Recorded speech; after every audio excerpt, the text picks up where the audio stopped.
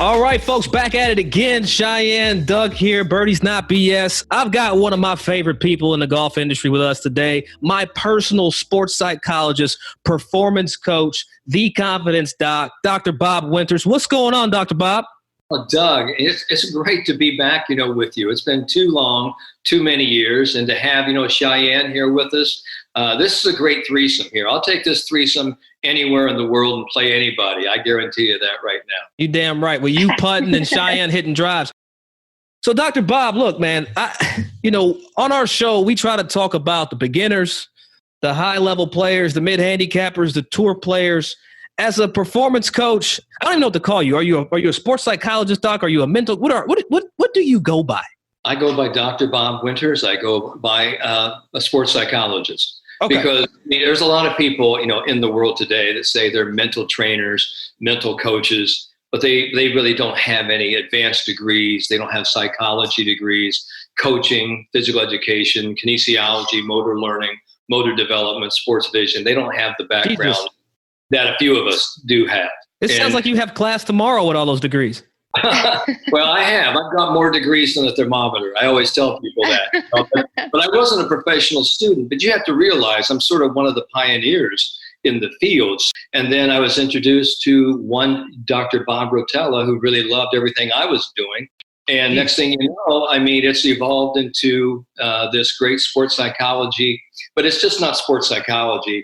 When I talk about I'm a hybrid in the so I've been a player, a coach, an educator, a sports psychologist. So I kind of, see everything from a full dimension. It isn't just the mental game, because I always say golf is 100% mental.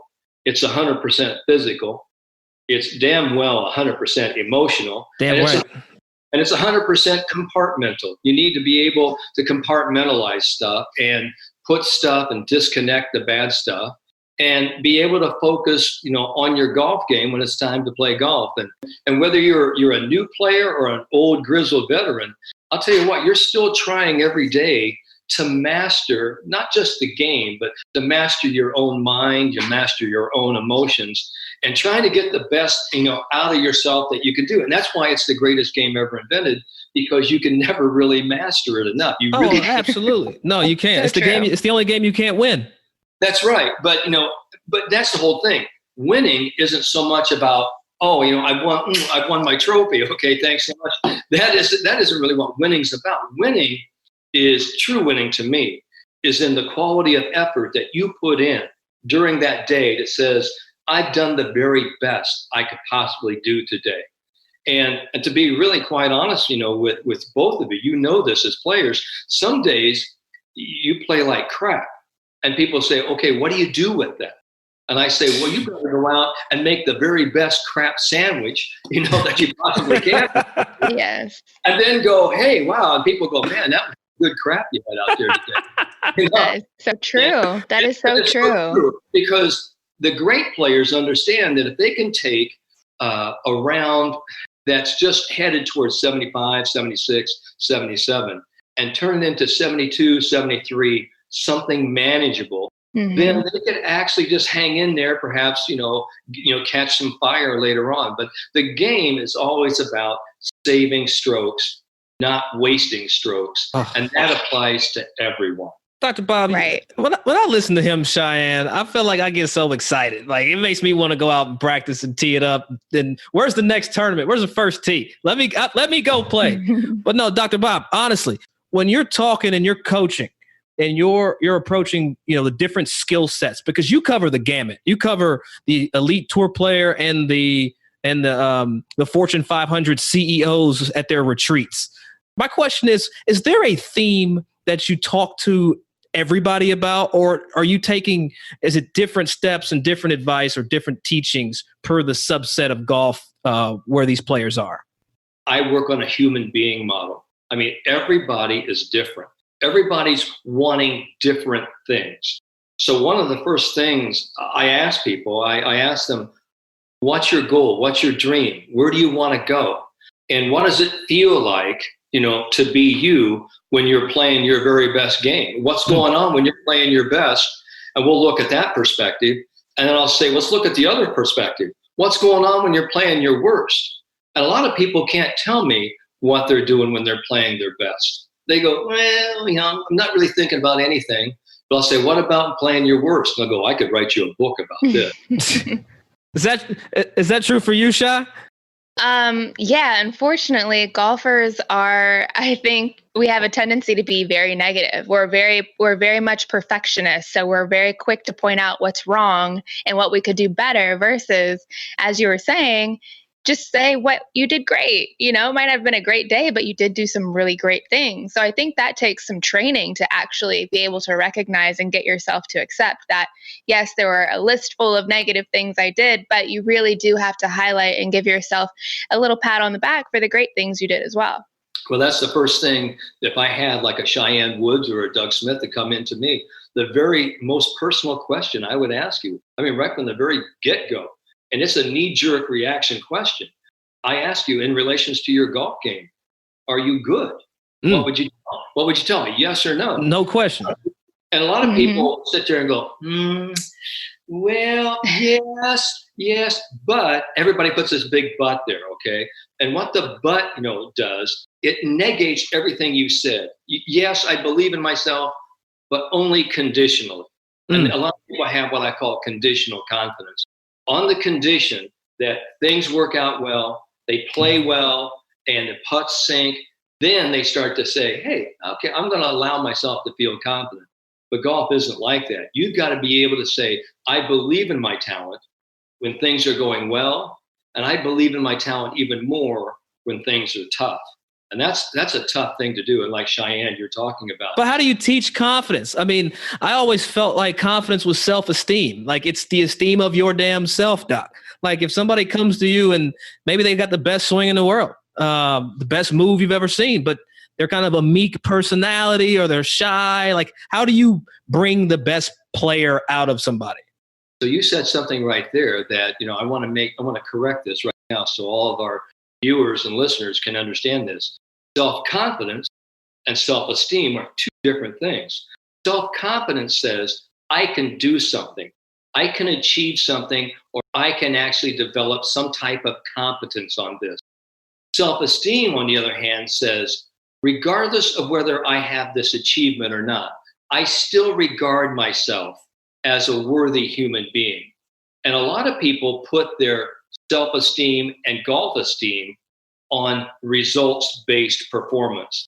So when they play really well, they go, woohoo, boy, I'm a superhuman being.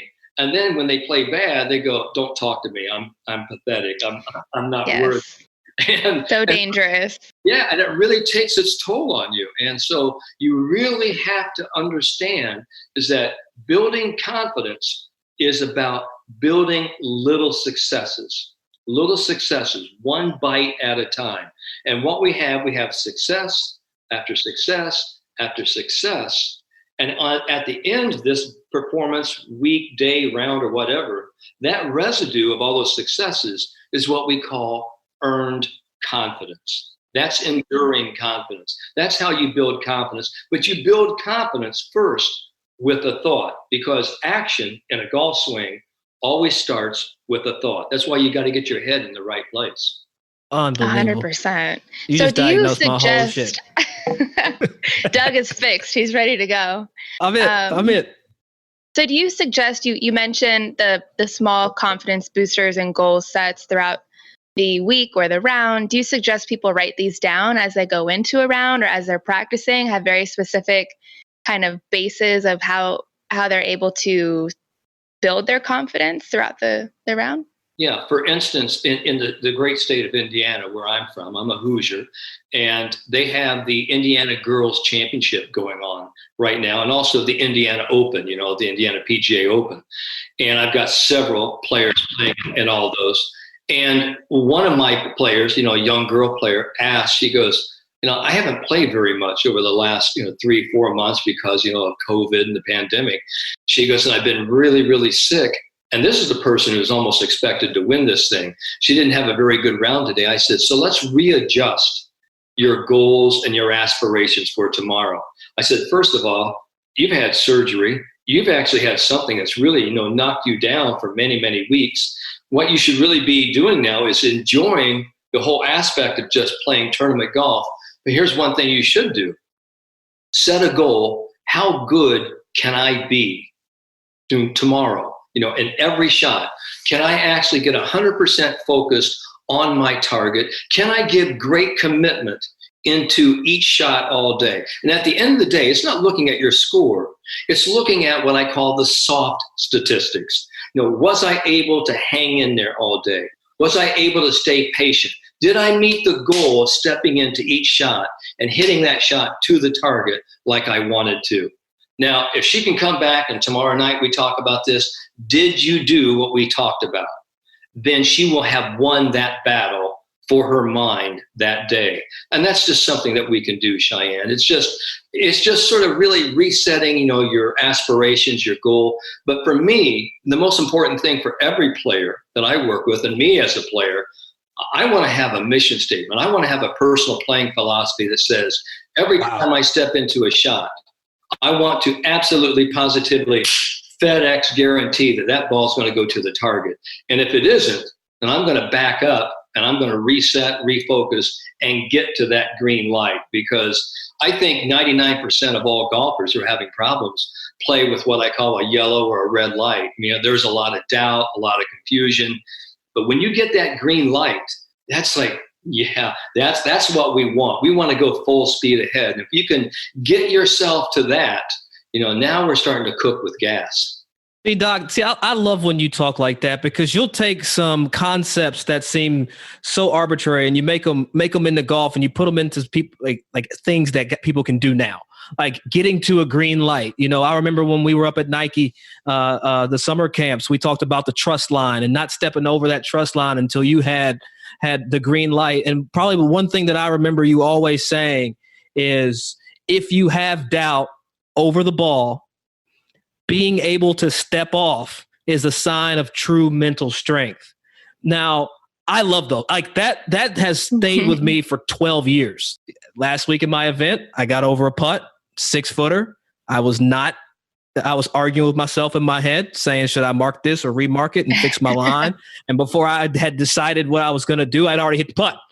And I was like, shit, I missed it. 3-putt, and then I'm on to the next hole. But I enjoy the little things. Is that on purpose? Do you condense things because everything's just so grand with golf, or is it that's how you need to say it so people can remember? Let's think about something. I think you said something that's worthy of our attention right now. I think 99% of all golfers at every level are playing the wrong game. They're playing the game of, I've got to shoot a certain score. I've got to impress certain people. I've got to impress these coaches that are looking at me. I wonder what they think about me. They're playing with a questioning mindset. I'm trying to get a 1%. I'm trying to make my golfers 1%ers. And that is, we're on team. If I'm talking about Team Cheyenne Woods or Team Doug Smith, who's on your team? It's me, myself, and I. Like the Boy Scouts, on my honor to do my duty, I will be good to myself in my golf game, right? And the point of it is, it's also another, trifecta here. It's about me, my ball, and my target, and that's it.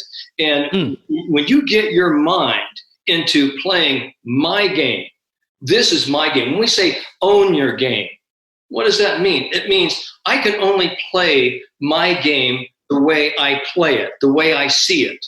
When I hear people say, why did you hit that shot? Well, that's the shot I saw. They go, I wouldn't have played that shot. And I'm going, I know, you're not me. Okay, all right, so go play your own game, all right? But we talk about getting to that green light.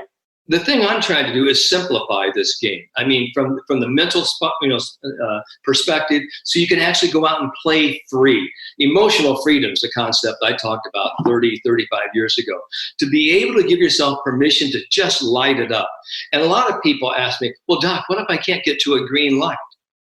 And I ask them, I go, have you ever run a yellow light? And they go, yeah. And the point of it is, if you can't get to a green light, you damn well better get to a yellow light, because yellow says, well, maybe this will be the shot that gets me over the hump. I know a lot of us have, sort of little flinchy little shots. We have, a shot, a hole that doesn't look good to us, but you've got to get to that yellow light and force your way through it. Because what you just said, and we talked about this for 35, 40 years now, if you step in and you hit a shot when you have a red light, and you know damn well that you're not ready to hit that shot, but you're worried about everybody else looking at you, you're on the clock, you think the USGA or the LPGA is going to say something to you. 100%. So and you just hit it anyway, right? Yeah. And anyway shot goes anywhere. Damn right. So you never, ever hit a shot until you're absolutely positively ready to hit the shot. And if the listeners can just get one thing from tonight, if they do that, they could become really good really fast. I agree. I always tell amateurs when we're playing in pro-ams, they hit the ball left into the water. And the first thing they say is, I knew I was going to hit it there. I was thinking about it over the ball. And I tell them that's the most important part of your routine of being over the ball, is having a clear mind and focusing on your target and not where you don't want it to go. And if those thoughts do creep into your mind, don't be afraid to step away. Don't be afraid to take a few extra seconds. So I think that's so important for the listeners to know at every level of whatever golf you're playing, even a professional level. I had to get used to stepping away because it is uncomfortable at first. People are looking at you, you're taking a little longer, but you have to truly, like you said, play your game and do what you need to do to hit the shot that you want.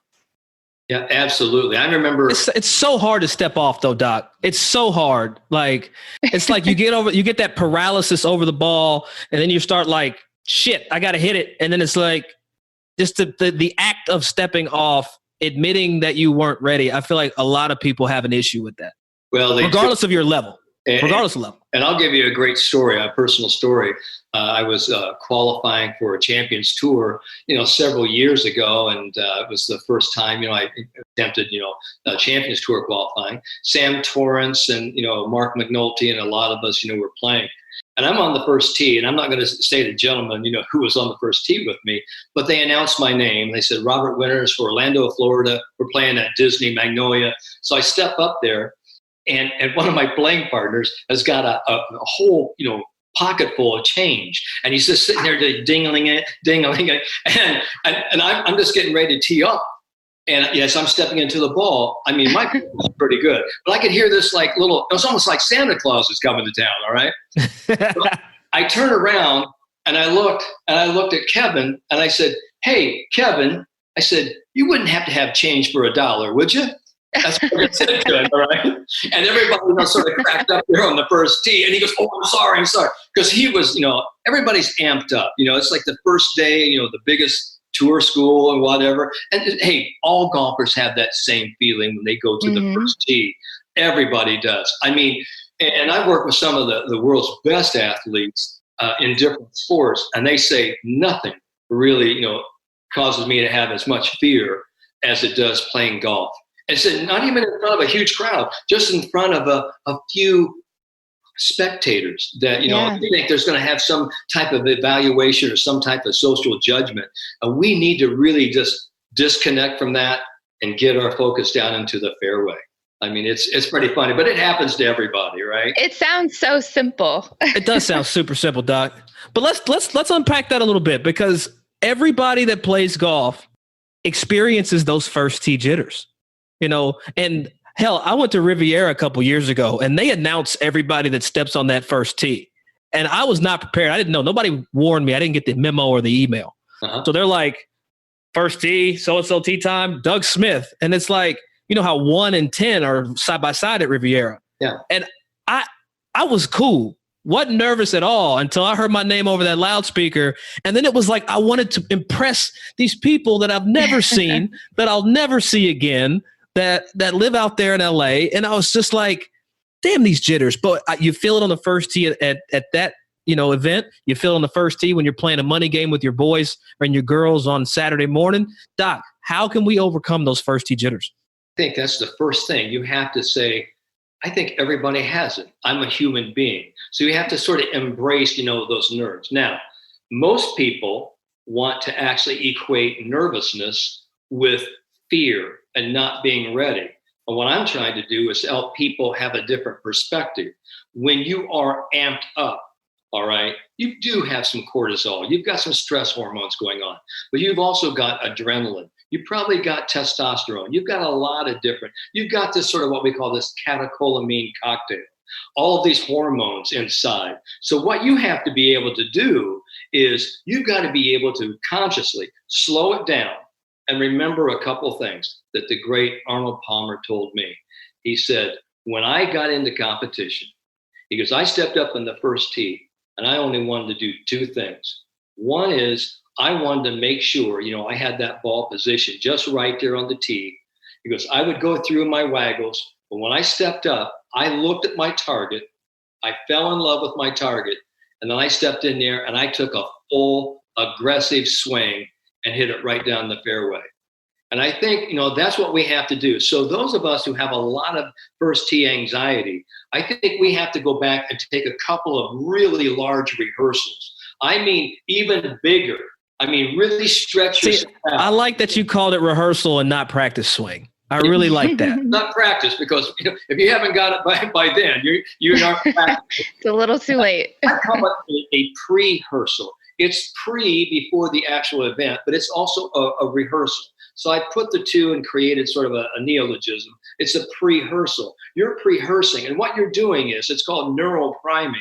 You are priming the neural pathways in the brain to actually move the body. So when you actually pre-stretch, the muscles, you're also sending a signal. This is the path that I want, my body to follow. So when you actually pre-stretch and you make a full committed swing, you're giving yourself the very best chance of hitting it great. And that's what Nicholas told me. Nicholas said under pressure, he wanted to make sure he made it a full turn. Why? It wasn't so much about confidence and this or that. It was about his full swing gave him timing. And it was timing, and it's confidence that gives you the timing to make that full turn. So everybody's on the first tee, make a big, big, full rehearsal swing, then step in, hit the ball, keep your head still, hit it hard. I love that. Now, you mentioned with that a connection of the mind and the body and how powerful that is. What are your thoughts on visualization and the power of that, whether it be behind the ball or even off the course, of visualizing the swing that you want or the golf that you want to play? Absolutely. I mean, everything we do, Cheyenne, is created in our conscious and our subconscious. As we're talking to each other tonight, this is what we call 5% of the conscious mind. We got 95% that's like, below the surface. But everything we say, everything we think, everything we do is sort of being, sort of replayed over and over. So visualization is huge. I mean, just imagining yourself. I always tell people on the range, I've never seen anybody, and you know this, Cheyenne, and Doug, you know this as well. I've never seen anybody on the range at any of these world premier academies, at the Ledbetter Academy. I've never seen anybody with their feet up, okay, with their heads behind their back. And I go, hey, what are you doing? And they go, I'm visualizing and thinking I'm going to play great. No, when I see them, they go, I'm really working hard. I'm really grinding. Hard. I'm grinding. Yeah, I'm grinding. I'm really working hard. I mean, isn't that funny? Because you become what you think about all the time. And if you're thinking about playing great, and I happen again, the 99%ers are thinking about screwing up versus going out to play great, because that's the fork in the road. Do you go out to play great, or do you go out to avoid, failure? Do you go out to avoid screwing up? And I guarantee you, this is a pretty filled highway right here, because everybody is going on this road trying not to screw up. And when you try not to do something, you almost inevitably do that. And that's what absolutely. That's the ironic process theory. Cheyenne, you were talking earlier about don't go right, don't leave it short. We're always under the impression of don't, instead of this is what I want to do. So, and when you say I don't want to go right, the last word of that sentence you say to yourself is right, and people exactly where it goes. So instead of saying it wants to go right, I want to hit this ball down the middle of the fairway, or I want to roll this ball into the hole. Seems simple enough, but that's what, verbalization, a directed mind gives you. It tells you, this is what I want to do. This is where I want to go. Let's go. Let's do it. No, Dr. Bob. So I get excited every time I talk to you, right? And I love talking about, neuroscience and stuff as we get into golf and as we get into mental preparedness. But I do want to switch gears just a touch because I want to talk about how those neural pathways and that visualization and getting to the green light affect putting. You changed my mindset on putting. The difference between making a putt and holding a putt. Can you talk through the mindset of the two different things with our listeners? Because I think if they understand the difference between the two, they're on their way to making more putts. Well, I think, making putts, holding putts, whatever, a vernacular you want to talk about. I happen to believe, and I have this philosophy, that every putt that you step up to can be made. The only putt on any putting surface that cannot be made is the green that doesn't have a putting cup cut into the green. Okay, that's the first thing. All right. Now that being said, if we think about this, if we go back years ago, there was a great example because there was Johnny Miller playing with Arnold Palmer against Tom Watson and Jack Nicklaus. It was the opening up in Michigan of Jack's new course, and Johnny Miller was down at the front of this green. And he had about 110-foot putt. And we've all seen this on YouTube. Mm-hmm. And he's down there going to actually hit a wedge to hit it up, on the top tier. And Jack's sitting there going, oh my God, not on my golf course, not on opening day. And he goes, use your putter. And Johnny Miller goes, no, there's no way I can get it there. Jack says, you want me to putt it for it? And Jack comes down, steps up there, whacks, knocks it in the hole. So every putt can be made. But more importantly than that, Doug and Cheyenne, every putt deserves to be made. And what that means is you deserve your full intention, your full focus to say, this is where I want the ball to go on my ball roll line at my speed at which I hit it. So when you actually have that, you now have great putting focus because focus is based on two things. One, it's the attention and energy you give into this event. I'm giving full energy into this event. That's attention. The second thing is intention. Intention says, this is what I want to do with this putt. So now when you're giving it energy, this is what I want to do, and here's where I want it to go. So when you step in to actually make a putt, you're thinking about, I really do want to make this. I want to hold this putt. Because this putt can be made and every putt deserves to be made. So you have attention and intention, which is great focus for putting. And every putt you step into, you ought to say, listen, I may not make this, but my intention is that this putt's going down. And if you're going to miss putts, people go, well, what if I miss? I go, did you miss it well? And people go, what does that mean? They go, I never heard that before. I go, when you miss it well, you missed it with the intention of making it. So if you're going to miss putts, you damn well better be stepping in up there with a mindset that says, I'm stroking this ball to make and hold this putt. If I miss it well. Think about it. All the people who've been great putters you've ever putted with, when they putt, they look like every putt they hit. But they all look like they have a chance going in. And I guarantee you, when you have somebody like that and you start watching them, you're going, ooh, I want to catch their fever.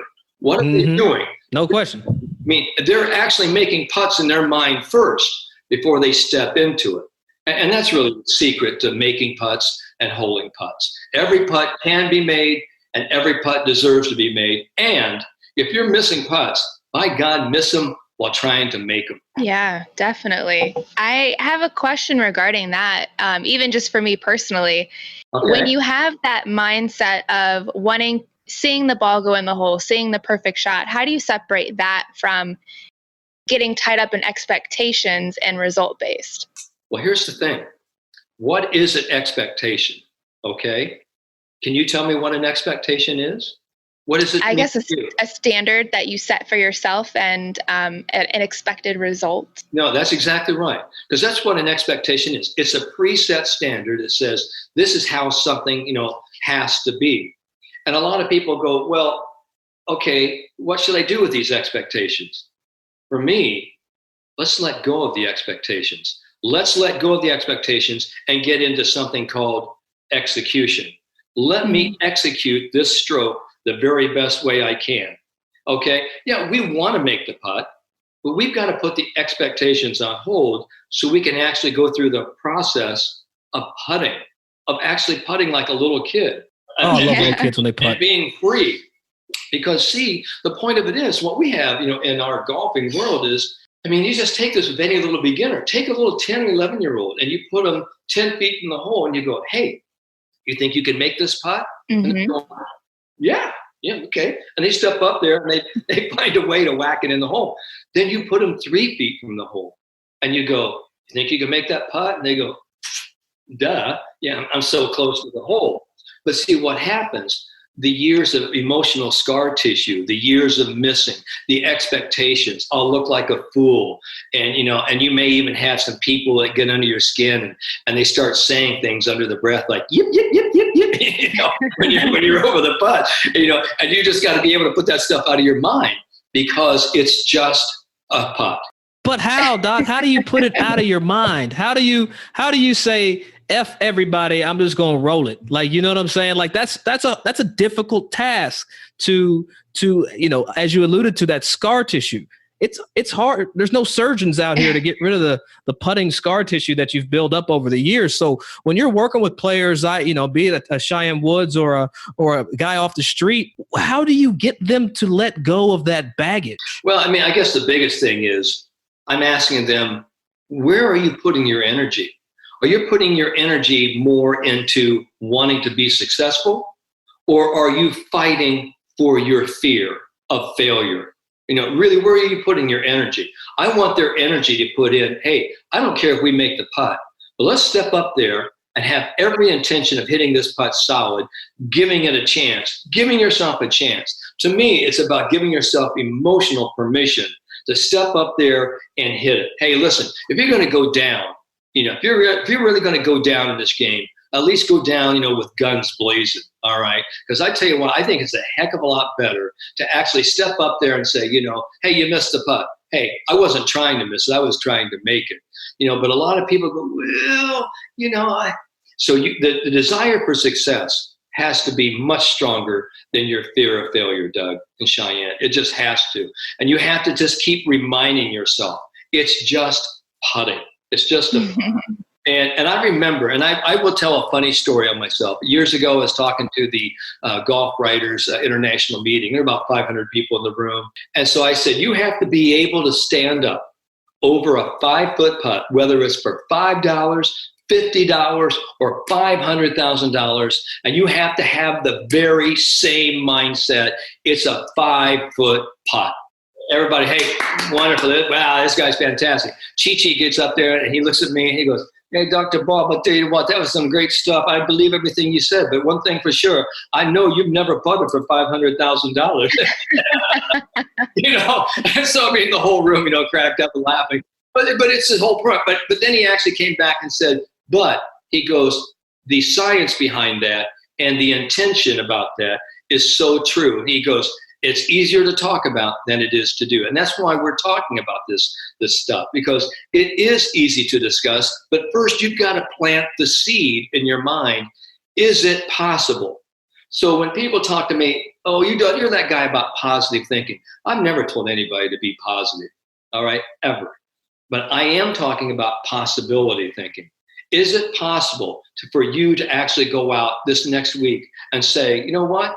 I'm going to change my attitude about putting, and I'm going to keep telling myself I'm a great putter, because I'm not talking about fake it till you make it. I hate that saying myself. I always say do it until you become it. All right. So you do this over and over, and then you practice what you preach. And so I'm always one of these people that walk the walk, talk the talk. And it's just like the little engine that could. I think I can. But the whole point at the time that most people get lost in this little engine that could, all this time, this little engine was making it up the mountain. That's what we call athletic growth. That little engine was believing I'm growing in confidence, getting up this mountain. And then when, she gets to the top of the mountain, she goes, is that it? I knew I could. I knew I could. And then she enjoys the ride down. Yeah. And then people go, well, what do you do after that mountain? I go, well, there's another mountain over there. Let's go get that mountain. It's good. Yeah, if you're going up one and you're going down the other, there's another one coming. So like if and this is going to be weird, but I'm going to frame it like I want to. So if you're an alcoholic and you go to AA, you have to admit that you're an alcoholic, right? That's the first step towards recovery. In golf, I feel like we all are alcoholics to some degree. We all know when we need a golf lesson. Like we seek lessons to get confidence. That's why I get a lesson. I want somebody to tell me that I'm doing good, stroke my ego a little bit and help me, a couple positions, and then I can go play good golf. How does somebody know when they're in a mental rut and they need to see someone like you? I don't know. When does somebody know when they need to see a performance coach, sports psychologist, confidence doctor, etc.? When they're sick and tired of being sick and tired. That's really when, there's a real agent for change right there. When somebody says, it's got to be better than this. And when they've tried every new putter, every new driver, they've read everything in all of these different instruction books. And finally, they have to take a look in the mirror and go, you know what? It's got to be you. I think that's where we have to take personal responsibility, accountability, and go, listen, if it is to be, it has to begin and end with me. And so what I'm going to have to, try to talk with people about and say, listen, hey, I am here for you. But most people have been playing the wrong game. They've been playing the game of you versus you, you versus you. That isn't Dr. Bob Winters. My game is this. It's the heart, all right? Mm-hmm. It's you for you, you helping you. And a lot of people say, well, you talk a lot about being self-centered, really focusing on you. They go, isn't that selfish? I go, selfishness gets a bad rap in our culture because selfishness means you have a high personal regard for one's own well-being.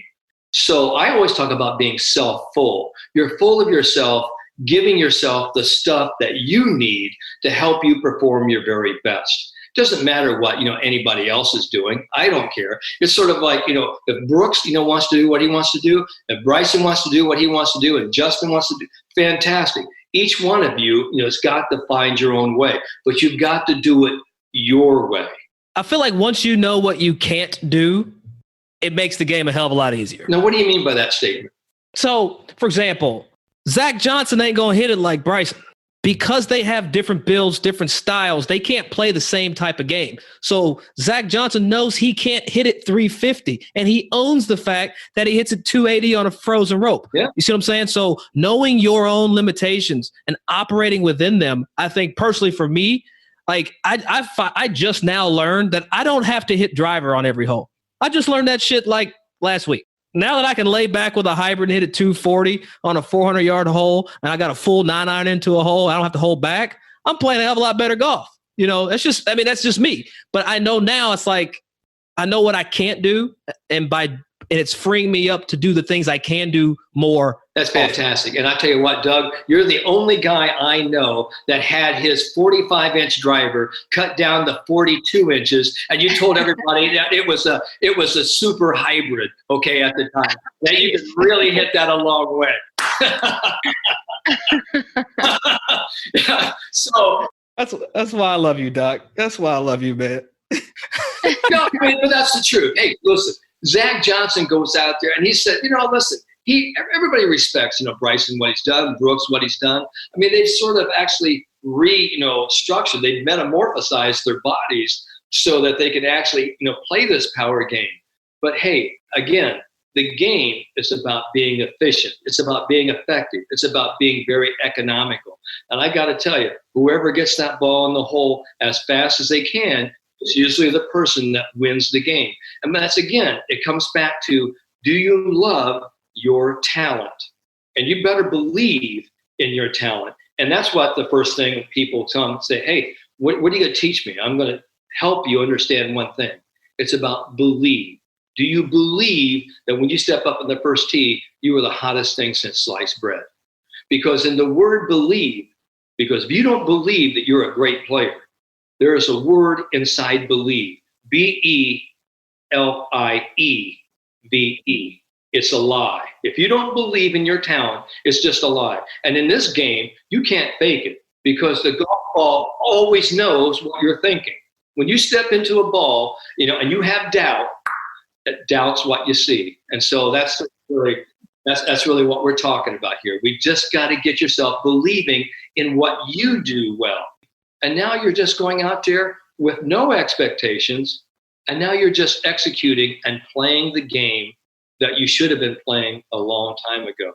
I wish I knew what it was. It's so hard as a golfer. For us, I feel like it's the complete opposite of what most of us golfers do, because we're always going out. You think you have to grind, and it becomes stressful. And to play golf stressed out is not ideal.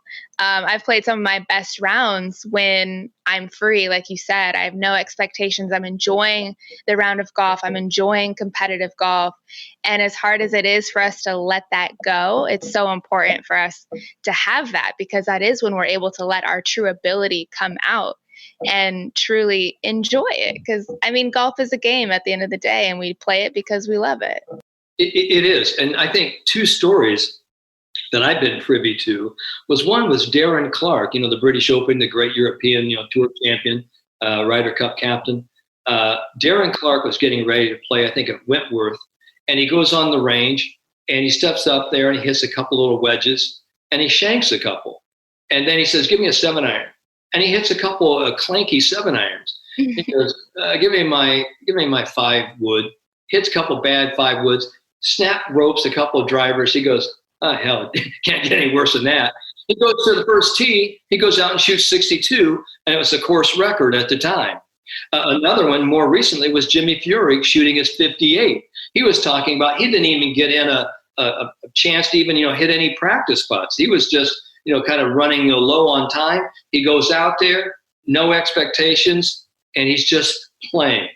So when you give yourself permission to play the game, and we know how to play it. So I think that's really what, a lot of people, you have to have a basic level of swing competence, though, in order to actually, move the ball from point A to point B. And that's really when the game becomes really intoxicating. It really sort of sucks you in, because that partial reinforcement, you might hit 3 clunkers, but then you hit a good one and you're going, "Ooh, golf brought me back in." It sucks me back in, right? That's it. Every time. Last thing I want to talk to you about, and Cheyenne, I'm not putting your business in the street, and I'm not actually alluding to you at all, but I do want to talk about those folks that play, and they play. Touring professionals, Dr. Bob. How do you avoid burnout, especially when you're playing for cash, week in, week out, hotel life, you're in city after city?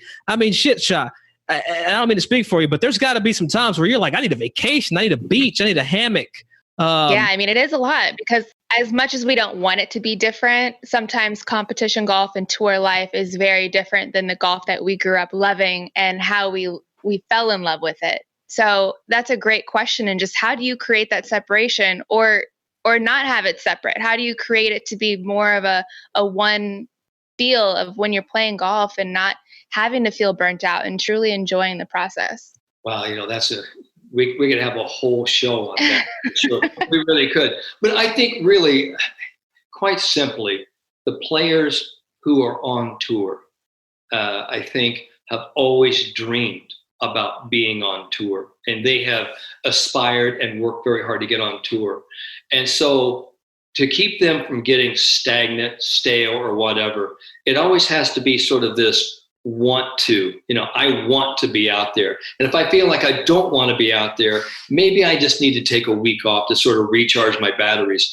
I think I just read something, Dr. Greg Rose, great physical therapist and trainer, talked about, the greatest piece of equipment sometimes, for an athlete is the bed, is sleep. And so you've got to have rest, you got to sleep, you've got to rejuvenate, your mind. But to me, I always tell, my tour players, it's going to be a love-hate relationship out there. You've got to love the days when you hate it. You have to. And you've got to love the hate, because it's a love-hate relationship. It really is. And it's like anything else. And we talk about relationships, with another person. Love and hate, it's like the opposite sides of the sword. But, what Doug's talking about is when you just get so tired, sick and tired, this is the cutting edge. This is the indifference. I don't care. When I get to a person, I don't care will I play, I don't care.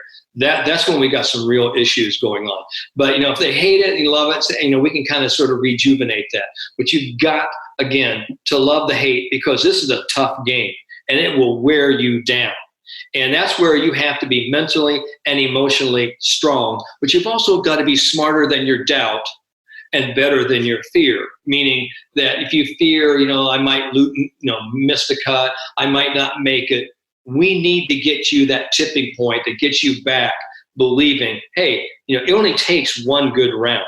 It only takes maybe one good week, and it turns your entire career. It's unbelievable. Yeah. You look at Webb Simpson. The guy wins 2012 Yeah. U.S. Open, disappears for 8 years, and all of a sudden he's won like 3 of the last 8 tournaments on tour. There had to be an awakening there, and I have friends and people that I know that I feel like sometimes get to that tipping point with golf, and they don't acknowledge it, and then that's when that grind starts, Doc. When they start to feel like every day's a grind, every practice is a grind, every workout is a grind. I feel like that's a curse. I don't ever. Now where I am now, I never want to look back and grind. A lot of people said I'd rather wear out than rust out. You know what I'm saying? So I've heard people say that before, but you got to take a look at people like Vijay Singh, who's there on the range 8, 9, 10 hours a day. But Vijay, the whole thing about golf, it's his profession, it's his vocation, his avocation, his vacation, it's everything. He just loves it. I think Vijay Singh gets more pleasure, not just out of hitting great golf shots, but telling some great stories that he's heard along the way, up and down the line. And you always hear him laughing, but he's always having a great time out there. So that's what I'm always trying to help people understand, is that if you're really grinding, then you've got to learn to love the grind. I've always said you either love this game or you learn to love it. And if you can't do any one of those two things, then you need to go pick up tennis, okay? Because golf isn't the sport for you, It really is. It's one of the things that you have to do. But you either love it. And so it is. It's a love-hate experience. You've got to love the hate, and you got to love it when the days are going bad, because, hey, it just takes a couple of shots, a couple of holes to get you turned around. And that's why I've always said, and that's why I've trademarked it. The moment you change your mind, you change your game. And it's just life altering. It really is. If people don't listen to this episode and absolutely go play better golf, then you got to change the channel, man. Like, good goodness. Oh, I'm so happy that we had this conversation because, we haven't played a lot of competition golf in the last few months, but, I'm getting ready to start my season in a few weeks. So this conversation was just perfect timing, and hopefully the listeners at home can take a lot from it too. But it's just really good timing to kind of get all those juices flowing again and get you refocused on, like you said, enjoying the game, thinking about the possibilities versus just positively. I'm really, really happy that we had this conversation. You had a lot of great gems in there, so I appreciate it. Cheyenne, you better not say that to Dr. Bob. He's going to send you a bill for this. Yeah, anytime, I could help either one of you. I love to. Obviously, Doug's been, one of my favorite people for a long time. And now, Cheyenne, you can be one of my favorite people too. And I wish you much success, this year. I got to tell you, that's the great thing, is that we have a sport that's just not a sport. It's a lifestyle. It's just a way of being unbelievably engaged. And it allows us a chance to really meet and enjoy other people's company in a game that we love so much. And it's fantastic. Thank you guys so much for having me. Dr. Bob, appreciate you. Thank you so much for jumping on Birdies Not BS. How do the people get a hold of you? Where do we find you? How can somebody become a client? They can go to drbobwinters.com. That's one. I have theconfidencedoctor.com. They can find me at. And you can also go to davidledbetter.com and you can find me there. My Instagram is Dr. Bob Winters. If they want to email me, they can reach me very simply at drbob, Dr. Bob, at drbobwinters.com. Well, there it is. You have been blessed by the man himself. You can't see his hair, but I can. And for being 60 years old, this guy's got David Hasselhoff beat. Dr. Bob, thank you so much. Appreciate you. I love you. And we'll hear from you next time. All right. Thanks, Doug. Thanks, Cheyenne. No, we want to be your front door. So we know that you listening or downloading the episodes and liking us on Instagram. We appreciate that. But tell your friends about us. Go out and let's grow the game together. We want to be the front door to those people that you're bringing into the game of golf in a no BS fashion. We're going to give it to you straight and all the way real. Instagram, Facebook, Twitter, Birdies Not BS, birdiesnotbs.com. Tell your peoples about us. Catch y'all next week.